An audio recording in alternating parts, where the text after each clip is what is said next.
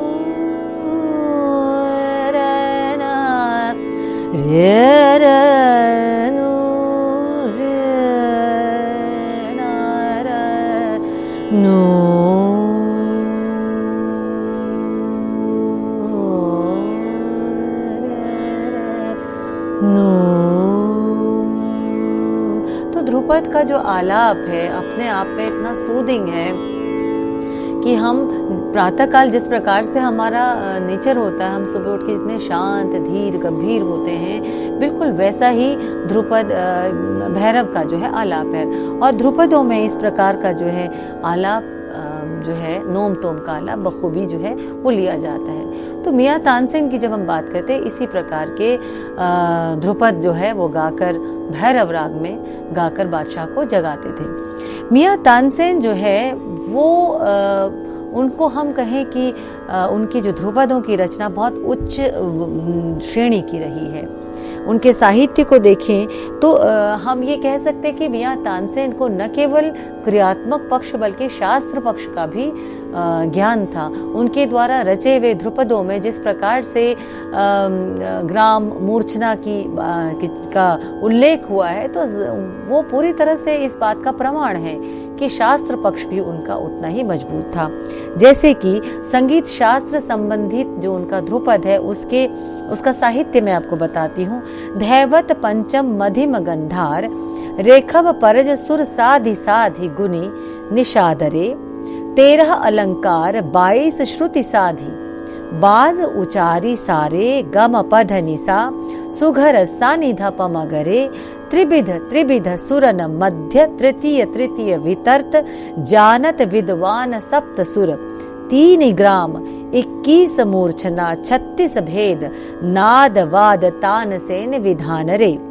तो यहाँ पर ध प म ग रे सा ये भरत की जो निषादादि मूर्छना का जो अवरोहात्मक स्वरूप है उसका तानसेन ने जो है यहाँ पर वर्णन किया। साथ ही उन्होंने कहा है कि अपनी साधना करते वक्त 13 अलंकार 22 श्रुतियाँ, उनकी साधना ग्रामों का भी मूर्छना और ग्राम का आपको ज्ञान होना चाहिए, उसके बारे में भी आपको जानना चाहिए, ऐसा तानसेन का कथन था। तो इतना खूबसूरत साहित्य, इतने सुंदर साहित्य में उन्होंने संगीत की जो शास्त्र की जानकारी दी है वो बहुत महत्वपूर्ण है। वे कहते हैं कि सारे गामा पधनी का उच्चारण करो, यानी कि सप्त स्वरों का उच्चारण करो, इसी में संगीत का सारा भेद छिपा हुआ है।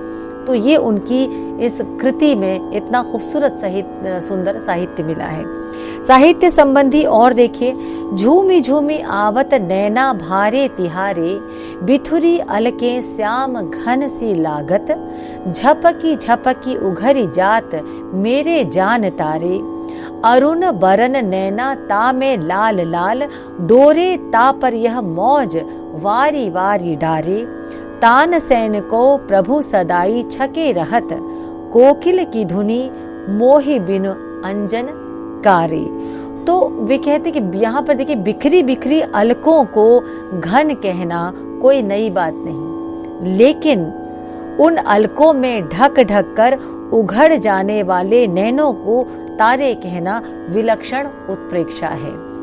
यानी आप ये सोच रहे होंगे, विद्यार्थी के लिए एक प्रश्न ये जरूर आया होगा मस्तिष्क में कि जहाँ पर मैं ये कहती कि ध्रुपद में भक्ति रस है, तो ये यहाँ पर जो नैनों का वर्णन है, तो ये किस प्रकार की भक्ति है? ये भक्ति रस के अलावा, जैसे मैंने आपसे कहा कि शासक की प्रशंसा जो है वो बहुत महत्व रखती थी किसी भी राज गायक के लिए, कलाकार के लिए। यदि वो दरबार में है तो यहाँ मियाँ तानसेन ने अकबर बादशाह को प्रसन्न करने के लिए जो है इस प्रकार के ध्रुपदों की रचना की। क्योंकि मैं एक ध्रुपद गायिका तो हूँ नहीं, ध्रुपद कलाकार नहीं हूँ, लेकिन क्योंकि हम जो यूजीसी का हमारा सिलेबस है उसके अनुसार भी आपको बताना ज़रूरी है, तो उदाहरण के तौर पर तो ध्रुपद, मियाँ तानसेन के ध्रुपदों का वर्णन जो है वो बहुत से ग्रंथों में मिलता है, बहुत से ध्रुपदीय जो हैं वो गाया करते हैं। तो एक उदाहरण जो है मुझे क्रमिक पुस्तक मालिका के तीसरे भाग में मिला, जिसमें कि एक बंदिश मिली है झपताल की, जो ऐसा माना जाता है कि मियाँ तानसेन की बंदिश है, क्योंकि इसमें मियाँ तानसेन का नाम आता है। और यहाँ विद्यार्थियों से कहूँगी कि एक गायन शैली है, उसका नाम है सादरा। सादरा को असल में शाहदरा कहते थे, जो कि शाह के दरबार में गाई जाती थी, तो वो शाहदरा कहा जाता था। शाहदरा शाहदरा करते करते आगे वो कब सादरा बनी ये किसी को पता भी नहीं चला, और एक जो संगीत की जो एक दुनिया है उसमें वो सादरा के रूप में जो है वो प्रचलित हुई। तो यहाँ मैं उल्लेख एक मध्य लय की एक झपताल की बंदिश का वर्णन करूंगी, जिसके की जो राग बागेश्वरी में निबद्ध है। इसके बोल हैं, लाल मनावे तू नहीं माने, माने री मेरो कहो तो मान रहेगो, प्यारे के जिया में रुम रुम रम रयो, तेरो ही द्रिगन जल भरो ही रहेगो। इसके दो अंतरे हैं, और इस बंदिश के अगले अंतरे में मियाँ तानसेन का नाम आता है। वहां कहते हैं कि सुनो मियाँ तानसेन इतनी समझ लो, सुनो मियाँ तानसेन इतनी समझ लो, जो बन गए तो सो कौन कहेगो। ये बंदिश जो है इसमें कहीं ना कहीं जो है किसी रूठे हुए को जो है वो मनाया जा रहा है, और साथ ही साथ फिलॉसफी भी इसमें है कि लाल मनावे तू नहीं माने, तुम्हें जो है लाल मना रहे हैं लेकिन तुम नहीं मान रहे हो। यदि तुम मान लो तो मेरा मान रह जाएगा, मेरी बात रह जाएगी। और प्यारे के जिया में रुम रुम रहे, प्यारे के हृदय में यानी लाल के हृदय में, यानी नायक के हृदय में के रोम रोम में तुम ही रमे हुए हो। और यदि तुमने इस बात को नहीं माना तो एक समय आएगा कि तुम पछताते रहोगे, और तुम्हारे दृग, तुम्हारे नैनों में जो है वो आंसू भरे रहेंगे, यानी पछतावे के आंसू रहेंगे, इसलिए मान जाओ।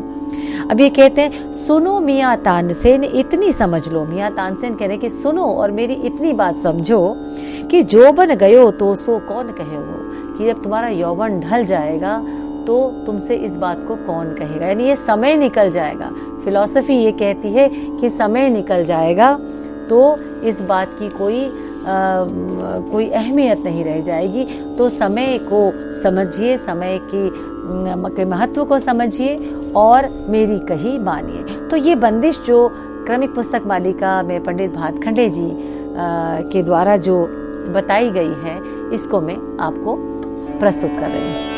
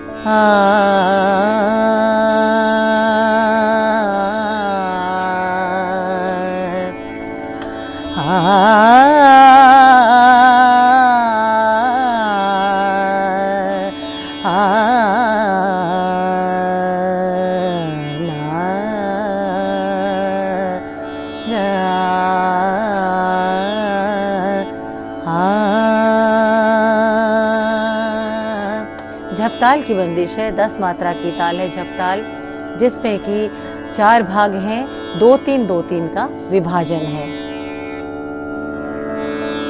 धनि सा ग म धनि सा नि द म प ध ग म ग रे सा ला ला म ना वे ला ला म ना वे तू ना हे माने तू ना हे माने रे मेरो कहो तो माने रे मेरो कहो तो मान है गो मान है गो ला ला म ना वे ला ला म ना आवे ला ला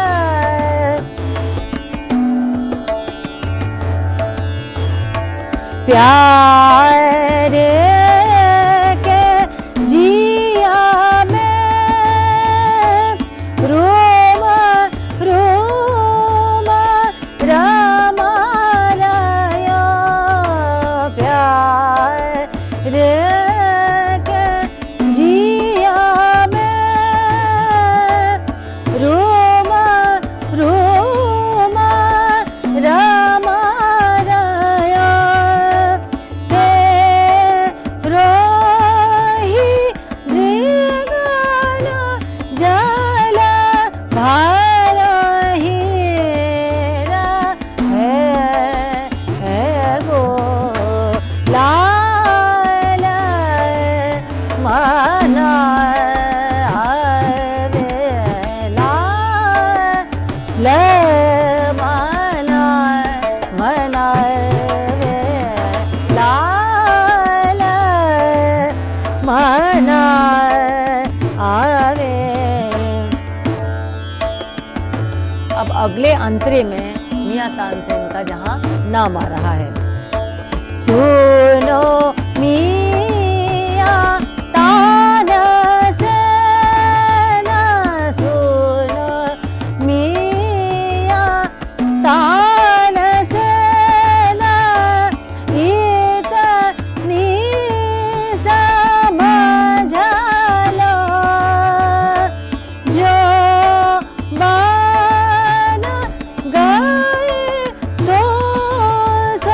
जो बन गए तो सो, कौन कहे गो लाल मनावे, लाल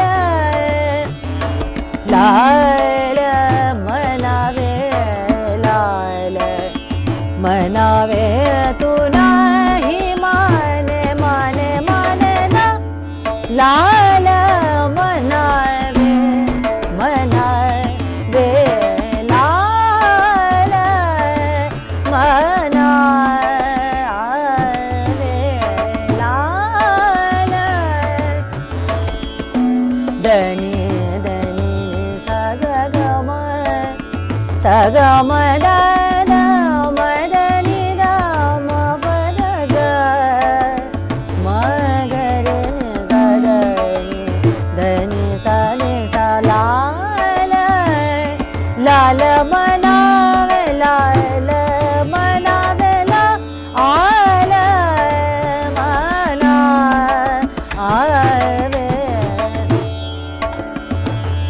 सुनो मियां तानसेन, इतनी समझ लो जो बन गयो तो सो, कौन कहेगो, कहेगो जो बन गयो तो सो, कौन कहेगो, कहेगो, कहेगो लाल मनावे, लाल मनावे, मनावे, लाल सगम दनि समगरि सनि दम पदग मगरनि सा, लाल मनावे, लाल लाल मनावे, लाल लाल मनावे, लाल मनावे, लाल लाल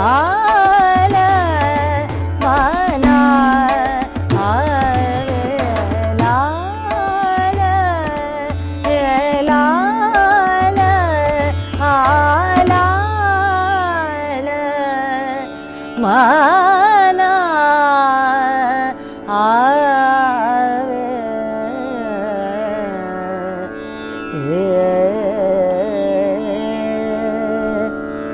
तो ये एक बंदिश हमें मिली जिसमें कि मियां तानसेन का नाम आता है, जो संभवतः ये अनुमान लगाया जा सकता है कि पंडित भातखंडे जी की जो क्रमिक पुस्तक मालिका जो एक ग्रंथ, एक वॉल्यूम 6 वॉल्यूम में जो ये श्रृंखला है पुस्तक की, इस पे ये उनको कहीं ना कहीं जिन विद्वानों से उन्होंने संग्रह किया तो कहीं ना कहीं उनका संबंध मियां तानसेन से रहा होगा।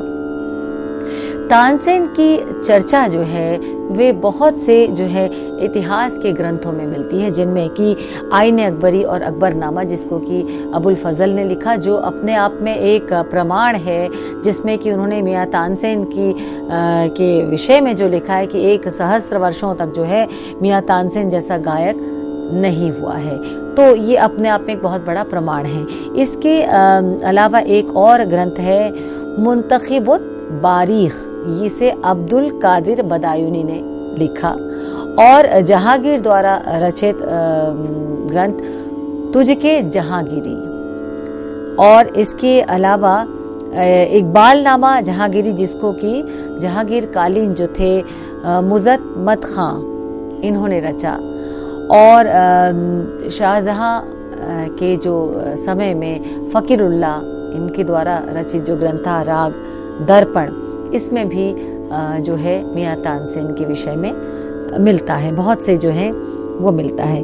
तानसेन ने कुछ ऐसे भी ध्रुपदों का वर्णन किया जिसमें कि राजा मानसिंह तोमर जो है उनकी प्रशंसा उसमें है।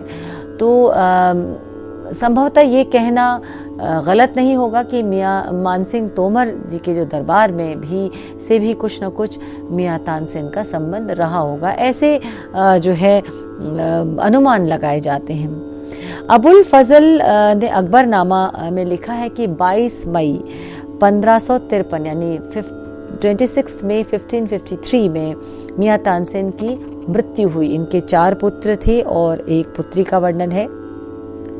इनके पुत्रों में जो है बिलास खां साहब का नाम आता है, जो कि जिन्होंने बिलास खानी तोड़ी जो है वो रची है, और तान तरंग खां का नाम आता है। इसके अलावा सूरत सेन का नाम आता है इनके। तो ये कहीं ना कहीं ऐसा अनुमान लगाया जाता है कि इनकी कोई मुस्लिम पत्नी भी रही होंगी, और हिंदू पत्नी से इनको जो पुत्र हुए उनका, जैसे सूरत से इनका नाम आता, तो हिंदू पत्नी से इनकी ये पुत्र हुए, और इसके अलावा इनके बिलास खान साहब मुस्लिम पत्नी से हुई। ऐसे भी उल्लेख मिलता है कि इनकी पुत्री सरस्वती, जिसको जो संगीत की बहुत बड़ी ज्ञाता थी, विदुषी थी, उसका भी वर्णन पुस्तकों में मिलता है।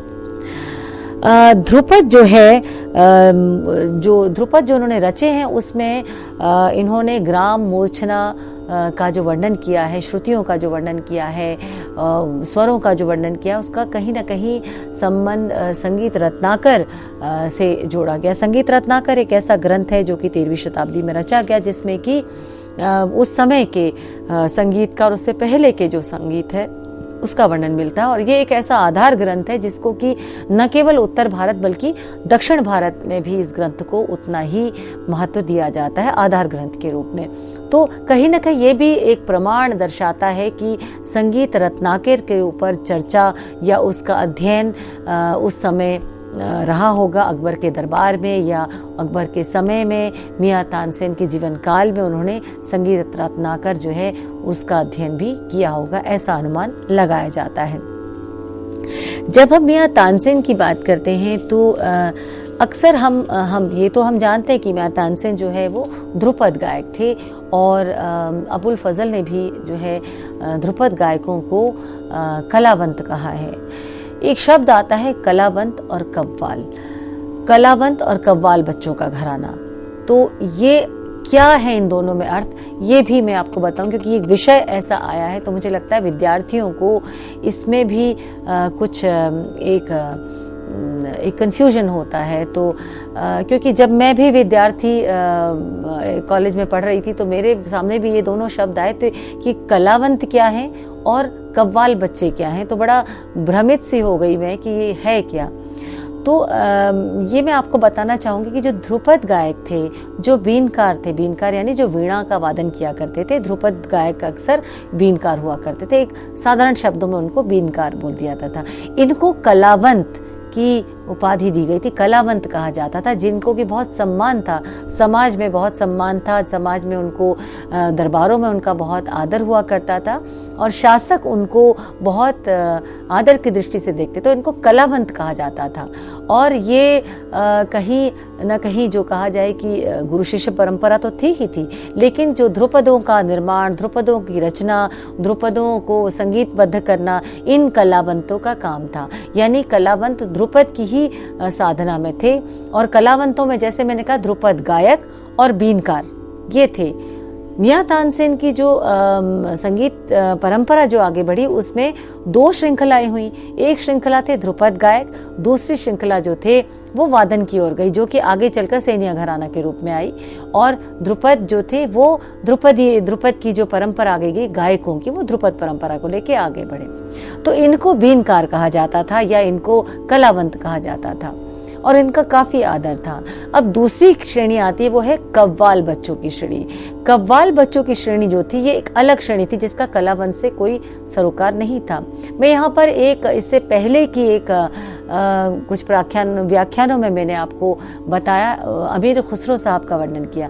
अमीर खुसरो जो थे वहाँ पर मैंने एक उल्लेख दिया गोपाल नायक का, जो कि उस समय के बहुत बड़े गायक थे, गुणी थे, और उनका लोहा माना करते थे लोग। यहाँ तक कि जब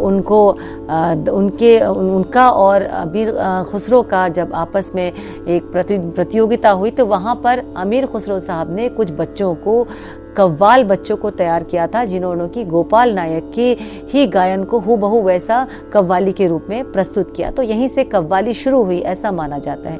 तो ये उन दोनों अंतर है। कव्वाल बच्चों को इतना उस समय समाज में इतना स्थान नहीं था जितना कि कलावंतों का था। तो ये दोनों भी मैंने आपको जो परिभाषाएं आती हैं या ये जिन गायकों से, कलाकारों से संबंधित है, ये दोनों चीज़ें भी मैंने आपको बताई। तो इसके साथ ही आज का ये व्याख्यान नहीं संपन्न करते हैं। और मुझे लगता है कि मियां तानसेन की का जो योगदान जो समाज को रहा, संगीत समाज को रहा, विश्व को रहा, हमारी भारतीय संस्कृति को रहा, उसको हम जो है नतमस्तक हैं और हम उसको सदैव ऋणी रहेंगे। नमस्कार।